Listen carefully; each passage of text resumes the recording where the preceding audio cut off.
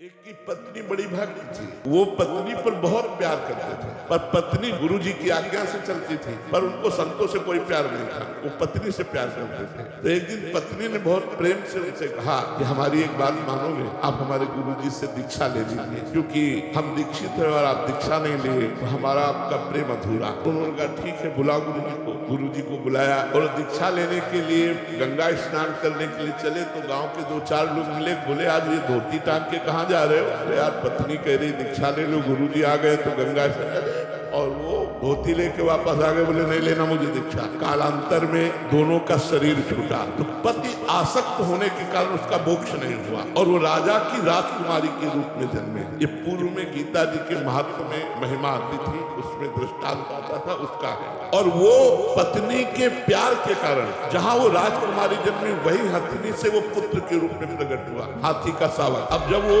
नवयुवक अवस्था में हाथी आया और श्रृंगार करके राज सवारी निकली और राजकुमारी सिंहासन पर आरूढ़, तो जे भी उसने देखा पूरी स्मृति जागृत हो गई कि ये तो मेरी पत्नी।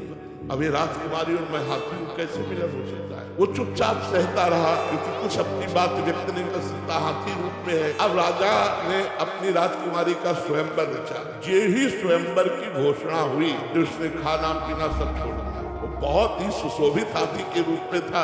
राजा को सूचना पहुंची, राजवैद्यों ने देखा, बोले कोई रोग नहीं। राजकुमारी विज्ञान संपन्न थी क्योंकि भजन करती थी। उसने कहा इसकी औषधि मेरे को पता है, मुझे एक बार इसके समीप जाने दो। नजदीक गई और कान में कहा था गुरुदेव को वरण कर। नहीं वरण किया ना तो हाथी की योनि को प्राप्त हुई। सकुचाओ मत, तुम्हारे गले में जयमाला डालूंगी। सकुचाओ मत, स्वयंवर में तुम शोभा के लिए खड़े किए जाओगे और मैं तुम्हारे ही गले में माला डालूंगी और इस जन्म में इतना भजन करूंगी कि आगे जन्म में हम फिर दोनों मिलेंगे। उसने ऐसा ही किया। भजन के प्रभाव से अपने पति को हाथी की योनि से मुक्त करके अगला जन्म फिर मनुष्य का हुआ।